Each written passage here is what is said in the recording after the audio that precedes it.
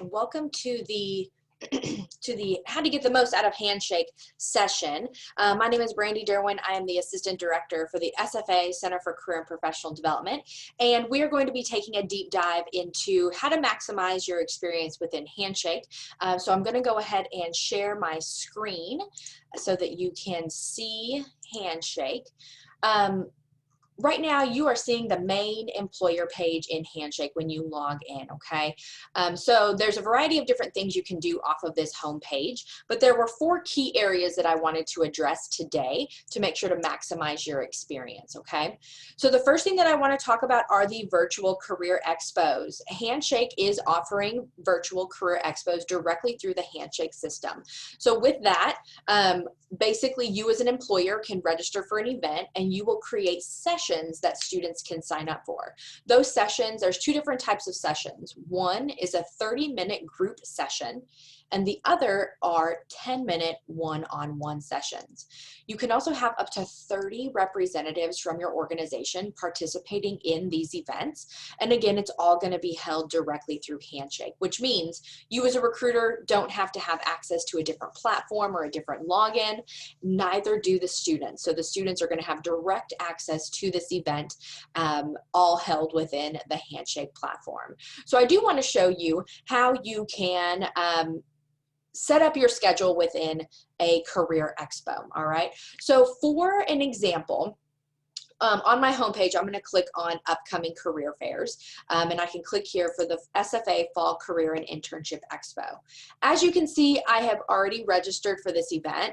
I didn't want to walk you through the process of that. This is assuming that you have already gone through the process of the initial registration, which looks and feels very similar to how everything looked in the past, all right? So when you log back into Handshake, it's going to have a box here that says set your schedule. Now the person that registers you for the event is going to be kind of the owner of this event, all right? So I would encourage you to connect with somebody or have somebody that is going to be committed to getting this set up for you, and make sure that the right people are in the right spot, all right? So we're going to click here where it says add schedule, okay? From here, add sessions. All right, so the first things first is they want to know who is attending this actual event, all right? So I'm going to go ahead and say that I'm attending, but I'm also going to have Jamie and Tierney all attend this particular recruiting event that's happening on October 21st from 1 until 4, all right? So those are the individuals that I am going to have added. Now, if you need to add additional individuals to your team, I will show you how to do that at the end, right? But this is assuming that registration you put in who was actually going to be there. I'm going to go ahead and add to my team. The first thing that they want to ask me is my team holding any of those large group sessions, all right? So those large group sessions are designed more so for you to disseminate information to a group of people. So it would almost be like an information session, if you will, all right? So it's going to be, like I said, kind of broken down to 30 minutes. You can have up to 50 students into a session at a time. So for this, I'm going to say, yes, I do want to have one of these sessions available. This is going to be a great opportunity for your freshman students and your sophomore students that may be more in the exploration phase, or if you just want to share more information about your organization, all right? For this second option, if you choose to use an external video platform like Zoom or something like that, you can do that. It is going to have you add your video URL here, so you'll need to have that created so that students can connect with you, all right? But I'm going to use Handshake for all that it's worth, and I am going to use the virtual system that is built into the actual platform. From here, I am going to name my session. And I would encourage you to make your sessions named as specifically as you can. So if you are hiring a particular major or for a particular career, have it speak to that audience, all right? They're going to be looking at that and you want it to be an opportunity for them to click on. So for this, I'm going to say career development questions. Keeping in mind I work in the Career Center, perhaps they are interested in that, okay? Questions and answers.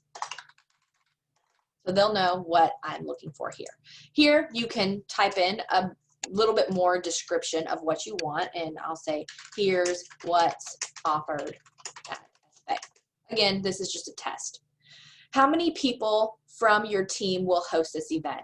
I would recommend that you have, if you can, 2 representatives in each of your group sessions. If you have ever done a Zoom before where you're responsible for the chat box and you're responsible for the video, it is challenging to navigate both of those, and it can be awkward for the receiver as well. So if you can afford to have 2 representatives in these group sessions, I would encourage you to do that, all right? Now, from here, you can select what time you will actually have your group sessions take place. So if you know you want to do a group session at 2 o'clock, then you'll go ahead and say the 2 to 2:30. That's when this particular session is going to be active. If you want to add additional 30-minute group sessions, you can do that. If you decide you don't want to, you just hit delete this session. Okay? So we've got our 30-minute group session set up.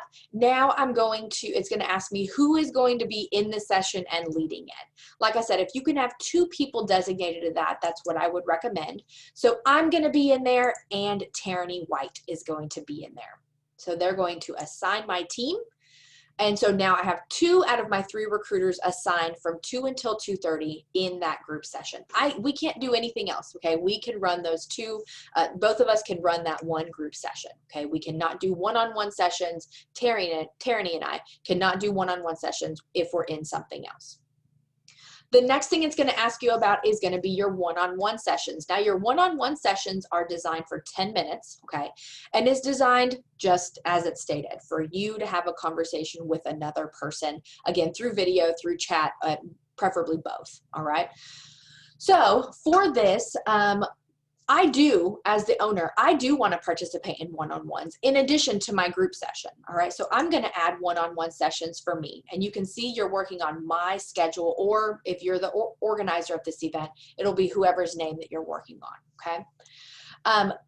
You can add preferences to one-on-one sessions, okay? With one-on-one sessions, you can add certain parameters. So if a student does not meet your qualifications, they will not be able to sign up for a one-on-one session with you, okay?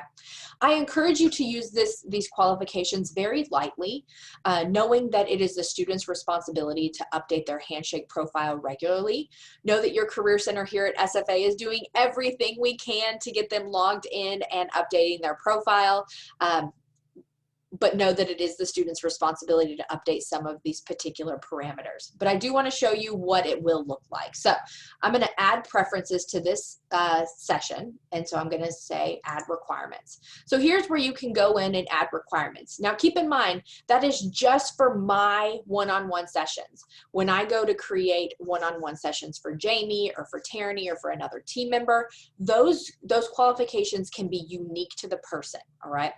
So if you've got one representative that is only hiring for an accounting position at your company, and you've got another representative that is only interested in working with a student, potentially hiring an social media intern, those qualifications can look very different, okay? So as you can see on my screen, we have things like graduation date range. Again, this is optional. I would encourage you to be mindful. Again, this is a field that students do have to they have to manually update. The Career Center does not update this, so keep that in mind. But we do our best to update the school year. So if you only want to chat with maybe junior and senior sessions for your one-on-ones, perhaps those that are getting a little bit more serious about applying for internships and jobs, you can filter off of that. You can also filter off of minimum GPA. This is not an area that the university automatically populates. This is self-populated by a student.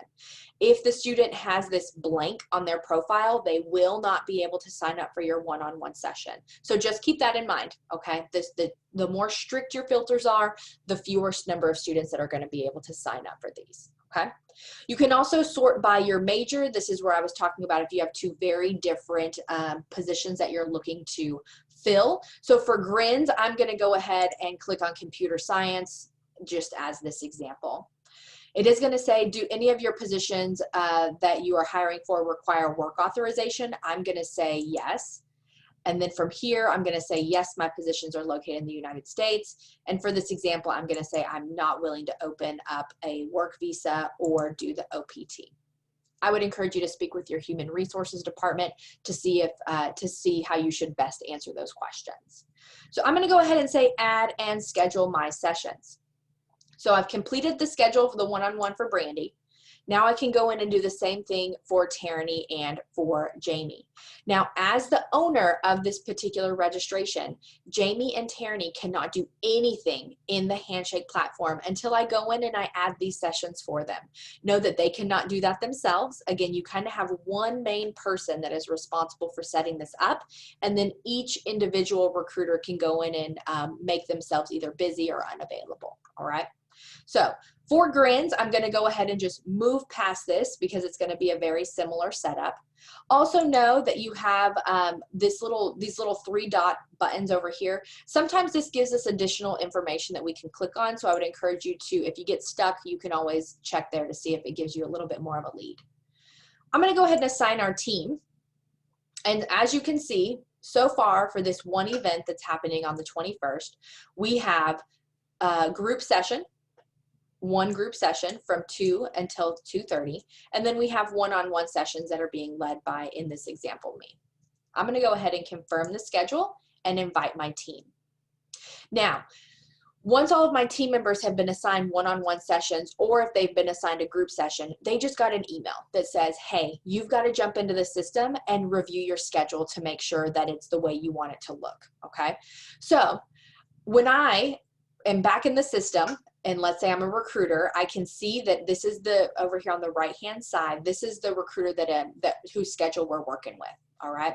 So let's say that I know I take lunch from 1 until 2, and so I'm gonna take my lunch from 1 until 2, or if I have a meeting or whatever, and I'm gonna be ready to rock and roll for this 2 o'clock group session. So I'm gonna go in and I'm gonna mark myself as busy. If you don't mark yourself as busy for these sessions, students will be able to sign up for them and they are going to be ready to chat with you, okay? So know that you also have the opportunity. Let's say I decide, you know what, I'm going to go to lunch at 11 so that I'm ready to go for this event. You can log back in and just easily adjust this as you need to, all right? Keeping in mind, you need to have this schedule set up well before the event so students can sign up for these particular sessions, all right? But you can see our particular event that we're looking at does run from 1 until 4, and this will fill in all of my blank time slots from 1 until 4. All right. As students jump in and start signing up for sessions, names will start popping up on this schedule. So you can see who you might be engaging with. You can even connect with them to see if they can send you their resume ahead of time, et cetera, et cetera.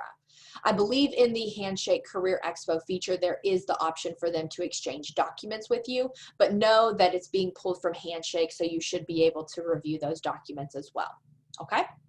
So this is pretty much in a nutshell how you go through and you add your sessions and you edit your schedule, okay? So let's say that you've gotten this all set and you decide, okay, I am finished with this, and then a couple of days pass and you realize I need to make changes. All you need to do is come back into this particular career event and you'll see that there's a schedule button right here in the menu. So if you click on schedule, it is going to show you what your actual time slots and everything look like. And if you need to manage your sessions, you can do that at this time, all right? Know that, keep in mind, you do have one person that is kind of the main controller of the session and the event, and then each recruiter will be going in and creating their account and creating their schedule for the particular event, okay? All employers will need to have an actual Handshake account set up. So know that if you are inviting users that have never used Handshake before, they will need to be listed as a contact within your company. That may take them 5 minutes or so to set up. So I would encourage you to get ahead of that and get them signed up for that as soon as you can, okay? Keep in mind, we do have the chat feature open, so if you needed to, if you have any questions or if you want to ask any questions, feel free to unmute yourself, or no, like I said, you can go ahead and jump into that chat box and I'll be happy to answer any questions about the Virtual Career Expo experience. But up next, I'm going to talk about how to update your profile within Handshake. Okay.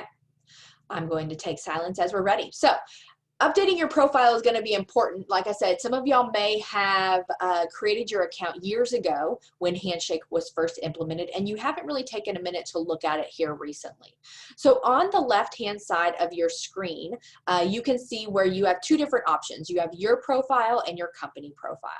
So if you click on My Profile, it's going to show you what students can see about you. All right, so it has your information in here, your phone number if you wanted to have it, where you went to school, it has your email address, and you can also go in and start dabbling in some information about yourself, maybe your work experience, etc.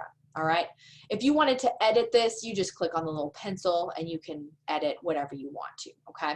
You can also add links here. So if you wanted to link your LinkedIn to this site, you can as well, just depending on how proactive of a recruiter you want to be on Handshake. From there, I do want to talk briefly about the company profile.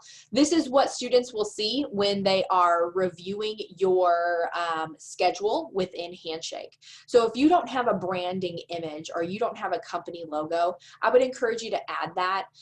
The more complete a profile looks, the more likely the student is going to be to want to sign up for stuff, right? So if it's got more information on there, I like to think of it kind of like any sort of social media account. If it looks complete, I feel like it's complete. So I want to engage with that. Again, with that virtual recruiting, you may want to go ahead and update that. You can also add information about your website, your phone number, your email address. You can link your Facebook, your LinkedIn, and your company Twitter if you wanted to. Again, all of these can be edited by clicking this edit button if you are the owner of the particular Handshake account. Okay, but you can see kind of what you've got going on and what your public image is on Handshake. Of course, if you have any specific questions or if you need some assistance in getting this set up, feel free to email me. I am happy to troubleshoot. I'm also happy to jump in on Zoom and we can share screens and see if we can figure it out together.